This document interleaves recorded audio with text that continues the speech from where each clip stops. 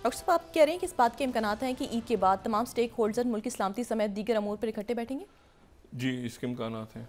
और मैंने पहले भी कहा कि बड़ी अच्छा, ये अब ज़ाहिर है कि हुकूमत के इल्म है, ये कोई ऐसा नहीं कि हुकूमत के पीछे मामला जी। तय हो रहे हैं, हुकूमत के इल्म है। मेरा ख्याल वज़ीर आज़म सब के भी इल्म में है, और जो नवाज शरीफ साहब हैं उनके इल्म में भी होना चाहिए। ये बात मैं पहले कह चुका हूँ। और उसमें यह है कि अब उसमें ये जो मुख्तलिफ बात हो रही है कि जैसे बिलावल साहब ने कह दिया कि जी मैं पेशकश करता हूँ, मैं ये फिर उसकी कोई शक्ल इसमें निकलेगी, ठीक है ना। लेकिन अल्टीमेटली होगा ये कि ये कुछ मामलात पे ये कि ना कोई डील हो रही है, ना कोई एनआर हो रहा है, ये कुछ भी ऐसा कुछ नहीं हो रहा सिलसिला। ये सिलसिला जो है ना, बस ये है कि इसको इसको ये जो मामला था, बलूचिस्तान के हालात हैं, केपी के हालात हैं, सोशल अनरेस्ट, इस पर इन्वेस्टमेंट की बात बार बार लोग करते हैं कि पोलिटिकल टर्मोइल ख़त्म होगा तो उसमें ये सारे मामला हल होंगे, तो उसमें बहुत ज़रूरी है। और मैंने कहा कि अगर बड़ी बदकिस्मती होगी अगर ऐसा ना हुआ तो, और चूँकि एक कोशिश आगे इस लेवल पे हो रही है कि मैं यहाँ डिस्कस कर रहा हूँ और हो चुकी है बड़ी हद तक, तो सब इसमें अपनी अनाओं को एक तरफ रख के बैठेंगे और बात करेंगे बैठ के, और मुल्क को आगे इसमें से निकालेंगे। और ईद से पहले बैठ जाएंगे तो बहुत ही अच्छा है, मीठी ईद हो जाएगी और ज़्यादा। लेकिन ये है कि फिर ईद के बाद बैठ जाएंगे तो, लेकिन ये कि ये जो टेररिज्म की जो बातें हैं बहुत ज़्यादा हो गई हैं पिछले काफ़ी दिनों से, हार्डकोर टेररिज्म, इससे निपटने के लिए सबका बैठना ज़रूरी है।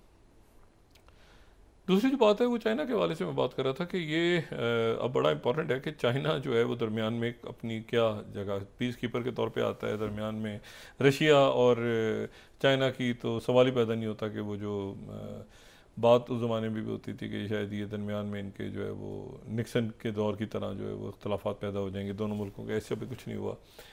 China, Russia, north Korea, Iran, बाकी जो मुल्क हैं, और ये सारे जो स्फीयर ऑफ इन्फ्लुएंस है सारा का सेंट्रल एशिया में कह लें या तो, और मिडिल ईस्ट के ममालिक भी बड़ा बैलेंस करके चल रहे हैं अपने आप को।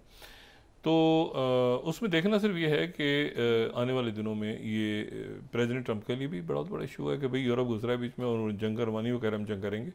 तो ये जंग बहरहाल बंद करनी चाहिए, यूरोप को भी बंद करनी चाहिए। वो जो एलीट जो बरसा बरस से जंगों के ऊपर ही जिनका काम चलता रहता है, वो उससे निकल के और बाकी ज़रा अपनी मईशत पे और बाकी मामलात पे तवज्जो दें तो ज़्यादा बेहतर है। आज की दौर की तो सबसे बड़ी सिक्योरिटी आपकी सब ये है जो टेक्नोलॉजी है, तो इस तरफ जाएं और इस तरफ तहकीक करें और इस तरफ आगे बढ़ें। चाइना, और दूसरी मैंने जो बात आपसे की कि ये जो सीज़ फायर की दोबारा बातचीत शुरू हो गई है, पहला जो पहला दिन होगा उस दिन जो है वो 7 से 10 यरगमाली रिहा हो जाएंगे हमास की तरफ से, उधर से कैदियों की रिहाई शुरू होगी, और फिर उसके बाद ये ग्रेजुअली जो है ये निज़म कॉरिडोर से निकलेंगे, इसराइल की फ़ौज निकलेगी, और ये सारा मामला तो ये एक तेज़ी आ गई है दोबारा कतर के अंदर और इजिप्ट के अंदर ये सीज़ फायर का जो मामला हैं। एक और शख्सियत का बड़ा इंपॉर्टेंट दौरा हो रहा है 4 रोज़ा। सही। ये उनका पहला, यानी वैसे तो वो गए हैं कई मुल्कों में, लेकिन पहला जो कहते हैं स्टेट विजिट कह लें आप ये, और वो बड़ा इंटरेस्टिंग इसलिए कि वो जिस मुल्क जा रहे हैं उस मुल्क ने अपना ख़ास तैयारा भेजा उन्हें लेने के लिए, और वो है डॉक्टर मोहम्मद यूनुस जो कि अबूरी सरबराह हैं बांग्लादेश के। और ये जो दौरा है उनका 4 रोज़ा दौरा हो रहा है चाइना का। और चाइना ये मतलब बांग्लादेश और पाकिस्तान के ताल्लुकात जो पता नहीं क्यों, पता तो है कि क्यों ख़राब हुए, क्या कुछ हुआ, एक बड़ी तकलीफ दे तारीख़ है, लेकिन बांग्लादेश और पाकिस्तान के ताल्लुकात बड़े ज़बरदस्त हैं इस वक्त। और यानी बांग्लादेश के, अब हम बांग्लादेश को एज अ बांग्लादेश एक इंडिपेंडेंट मुल्क जो आगे बढ़ा, जिसकी कौम में बड़ी जान है, जो आगे गए, जिन्होंने बड़ी तरक्की की, और उनके प्रॉपर जो है उन्होंने ये मरूसी सियासत का ख़ात्मा किया। तो वो डॉक्टर मोहम्मद यूनुस जो हैं वो उन्होंने यूरोप वगैरह, इधर अमेरिका, बहुत काफ़ी जगह पे गए, लेकिन ये कि पहला जो उनका स्टेट विजिट बाकायदा हो रहा है वो शी जिनपिंग के साथ उनकी मुलाकात हो रही है, और वो 4 दिन वगैरह स्टे होगा, लेकिन चाइना का प्लेन आके उनको लेके गया। तो अब ये बात है कि ये हमारे लिए बड़ी अच्छी बात है, क्योंकि अगर बांग्लादेश के ताल्लुकात अमेरिका के साथ भी अच्छे होने चाहिए, लेकिन चाइना के साथ भी अच्छे होने चाहिए, लेकिन इसको ज़ाहिर है इंडिया जो है वो देख रहा है कि भाई क्या हो रहा है, हमारे दाएँ बाएँ क्या हो रहा है। अच्छा, इस तरफ तो हमारे यहाँ पे तो पॉलिटिकल टर्मोइल है और मामलात कुछ ऐसे हैं कि जो बहुत आइडियल नहीं है, लेकिन ये है कि ये मामलात ठीक हो सकते हैं। जो मैन मेड क्राइसिस है उसे हम ख़त्म कर दें, और बाकी जो मैन मेड क्राइसिस ख़त्म हो गया तो बाकी तो जो दहशत गर्दी और ये वो सारा, ये देखें चाइना का स्फीयर ऑफ इन्फ्लुएंस है, और ये उसमें अफ़गानिस्तान भी आता है। अफ़गानिस्तान भी आता है, ये रशिया, चाइना यहाँ पे सारा। तो वो जो बात है ना कि अमेरिका यहाँ पे दोबारा बगराम पे आना चाह रहा है, और वो कहते तो हैं प्रेसिडेंट ट्रम्प, अगर ये वो उनका एरिया है नहीं, ये उनका यहाँ पे बगराम पे आके चीन पे नज़र रखेंगे, मतलब अजीब सी बात है ना, वो चीन पे नज़र रखने के लिए हमें बगराम चाहिए, तो इतना आसान नहीं होता। तो ये है कि वो मेरे ख्याल से जैसे देखें ना, वो एक ग्रीनलैंड से पीछे हटे, वो बाकी चीज़ों से हम अब चीन से दोस्ती करना चाह रहे हैं, लेकिन हमें एक चाहिए यहाँ पे भाई हम नज़र रखें। तो मेरा नहीं ख्याल कि वो ऐसा कोई उनका हो सकता है कोई आइडिया किसी ने पेश किया हो। बगराम ज़ाहिर है उन्होंने बनाई थी, बिल्ड की थी पूरी, उसको देखते हैं कि अब वहाँ पे इंडिपेंडेंट देखें, एक आज़ाद मुल्क है, आज़ाद मुल्क है जो अफ़गानिस्तान है, और हमारा उनसे बड़ा ज़बरदस्त ताल्लुक़ है और हमेशा रहना चाहिए। इशू क्या है कि उनकी सरजमीन जो है वो दहशतगर्दी का इस्तेमाल हो रही है। ये तो बड़ा यानी ये तो बड़ी बुनियादी सी बात है भाई कि आपके तो उसको देखें, वो करें, लेकिन ये कि उनकी कोई प्रॉब्लम्स हैं। अब उनकी जो भी प्रॉब्लम्स हैं वो प्रॉब्लम हल होने चाहिए। और ये कि ये जो हो रहा है अब बलूचिस्तान में या केपी में बाकी जगहों में, ये तो टॉलरेट ही नहीं हो सकता, नहीं तो ज़ीरो टॉलरेंस है। तो उसके लिए पॉलिटिकल टर्मोइल अगर ख़त्म होता है, मेरे ख्याल से जल्द वो ख़त्म करना चाहिए और अब आगे बढ़ना चाहिए छोटे छोटे फौरी मामलों को छोड़ के। और देखते हैं अगले 24 घंटों में, 48 घंटों में, 72 घंटों में, 2-4 रोज़ में इस हवाले से क्या खबरें सामने आती। तो ये जो है टर्की का रोल बड़ा इंपॉर्टेंट है। अच्छा, अब इसमें जो है तो ये एक बात ये हो गई। दूसरी जो इसमें इंपॉर्टेंट डेवलपमेंट है कि जो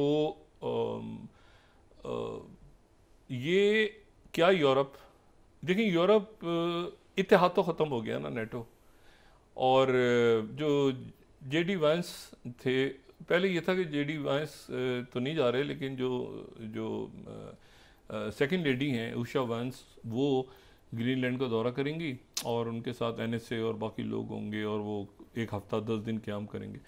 वो दौरा उन्होंने शॉर्ट कर दिया है, वो दौरा शॉर्ट कर दिया। वो एक दिन जाएंगे वहाँ पर, सिर्फ बेस के ऊपर जो उनकी स्पेस स्टेशन है ग्रीनलैंड में, वहाँ पे वो जाएंगे, एक ही दिन का दौरा करके वापस आ जाएंगे, क्योंकि एहतजाज वगैरह वो उन्होंने यूरोप को अभी ग्रीनलैंड से वो पीछे हटे। और इसको रशिया बड़े गौर से देख रहा है, ये इन अमेरिकन मूव्स को रशिया बड़े गौर से देख रहा है कि इधर तो हमसे बातचीत हो रही है, प्यार मोहब्बत की पेंगे बढ़ाई जा रही हैं, और उधर अमेरिका ग्रीनलैंड के पीछे क्यों लगाए। तो अमेरिका ने दरबार को पीछे कर लिया वक्ती तौर पे कि नहीं, अभी ग्रीनलैंड नहीं जा रहे, ऐसे ही वो जाके चक्कर मार के वापस आ जाएंगे, क्योंकि रशिया अभी तक ना जाए कि पता चला उसने जंगी शराइत में उसने ये भी डाल दिया कि भाई आप, हो सकता है जो मुज़ाकरात हुए रियाद में उसमें ग्रीनलैंड का दौरा भी डिस्कस हुआ, तो ग्रीनलैंड का दौरा जो है वो बड़ा छोटा सा कर दिया है। यानी वो जाएंगे स्पेस स्टेशन पे, जेडी वांस खुद होंगे अपनी अहलिया के साथ, वो जाएंगे स्टेशन पे रहेंगे और वापस आ जाएंगे फ़ौरन। इससे पहले कुत्ते की दौड़ वौड़ देखने जा रहे थे ना, वो उनकी अहलिया जा रही थी कोई 5-10 दिन के लिए, वो कुत्तों की दौड़ देखने जा रही थी, तो वो जो है वो उन्होंने पोस्टपोन कर दिया, और अब जो है वो सिर्फ जाके स्पेस स्टेशन वापस आ जाए। ग्रीनलैंड का वो फटा ख़त्म हो गया कि ग्रीनलैंड क्यों जा रहे हैं। हो सकता है रशियंस ने ये इशू उठाया हो कि भाई आपको अचानक ग्रीनलैंड क्यों याद आ रहा है इस वक्त, तो उसको थोड़ा साइड पे कर दिया कि भाई पहले ये जंग ख़त्म हो, फिर हम सोचेंगे ज़रा क्या करना है ग्रीनलैंड का। तो चाइना जो है वो अपनी जगह दरमियान में बना रहा है, और जो अलाइज़ हैं बाकी अलाइज़, वो भी चाइना के साथ मामला देख रहे हैं कि भाई अगर यूरोप के साथ ये हुआ है तो जापान और साउथ कोरिया भी, पिछले दिनों मुज़ाकरात हुए ना, हमने जिक्र भी किया था कि साउथ कोरिया और जापानीज़ ये देख रहे हैं कि क्या हम चाइना की तरफ जाएं, या ये है कि अमेरिका आके हमारे साथ ये करेगा। 25% टैरिफ लगा दिए उन्होंने, देखिए ना, उनकी तो पूरी इकॉनमी, दोनों मुल्कों की इकॉनमी ऑटोमोबाइल्स पे खड़ी है, बस जापान और साउथ कोरिया का सबसे ज़्यादा तो इसी। तो अभी वो रेसिप्रोकल टैरिफ भी आने, तो ये है कि वो चाइना की तरफ जो है वो उन्होंने, अच्छा है कि सबने अपने दरवाजे, दूसरा दरवाजे सबने खोल के रखे हुए हैं। अच्छा, इसी दौरान जो एक और ख़बर जो बड़ी अच्छी है, बहुत मुनासिब मेरे ख़्याल से, और बहुत जिसका शिद्दत से हमारी दुआ है, आज 27वीं रमज़ान यहाँ पे आज जो है पाकिस्तान में, कि ये जो कुछ गज़ा में हो रहा है इसका जल्द से जल्द ख़ात्मा हो, और काश ईद से पहले हो जाए सीज़ फायर। लेकिन अभी जब हम बात कर रहे हैं तो उसमें बड़ी पेशरफ्त हुई है, और बड़ी पेशरफ्त हुई है कि स्टीव विटकॉफ का जो प्लान था, वो स्टीव विटकॉफ का प्लान जो है उस पर अमल दरामद बहुत हद तक शुरू हो गया। कुछ उसमें इजिप्ट की तरफ से, कुछ हमास की तरफ से, कुछ बाकी, ये सारा चल रहा था पस मंज़र में। सामने तो बात हो रही है ना, गज़ा पे हमला कर देंगे, उन्होंने हमला भी किया, शहीद भी कर दिए लोग, सब कुछ किया। नेतन्याहू इधर उधर, कभी सीरिया में, जो पहली बात कर रहा था, सीरिया में कभी वो स्ट्राइक्स कर रहा है, कभी वो लेबनान के अंदर पोस्टों पे कब्जा कर रहा है, इधर कर रहा है, उधर कर रहा है। लेकिन और उसके बाद पिछले 24 घंटों में अमेरिकन ने हूतीज़ पे स्ट्राइक किया, हूतीज़ ने बेन गुरियन पे कर दिया दोबारा। यानी हूती जो है वो अमेरिकन शिप्स को कम कर रहे हैं, वो अमेरिकन उन पे करते हैं, वो आगे उधर कर देते हैं स्ट्राइक। उन्होंने फिर स्ट्राइक फिर सायरन बज रहे हैं पूरे इसराइल के अंदर, वो भाग रहे हैं, दौड़ रहे हैं, क्योंकि अरब ममालिक के दरमियान में नहीं रोक रहे। तो इशू ये है कि वो फिर आज इसराइल पर अटैक हो गया दोबारा। तो और इस तरह से अमेरिकन को ये बात अच्छी तरह पता है कि एयर स्ट्राइक से जंग नहीं जीती जाती। मतलब कोई जंग जीती होगी, मैं ये नहीं कह रहा कि कोई नहीं जीती होगी, हो सकता है कोई जीत ली हो, लेकिन जितनी जंगें आप बड़ी देखें, अफगानिस्तान हो या पहली खलीजी जंग में भी चलें जीत ली थी, जो भी किया था ग्राउंड ऑफेंसिव करना पड़ा था ना। इराक में जहीं आप एयर स्ट्राइक्स करते रहें तो नीचे उतरे ना ज़मीन पे, तो फिर उसके बाद असल खेल तो वहाँ फंसते हैं ना। तो ये ऊपर से एयर स्ट्राइक्स कर करके और बॉम्बिंग, इतने बड़े बड़े 2-2 हज़ार 5-5 हज़ार पाउंड के वजन बम गिरा के और हज़ारों लोग शहीद करके, लेकिन जब नीचे उतरे हैं तो फंसे।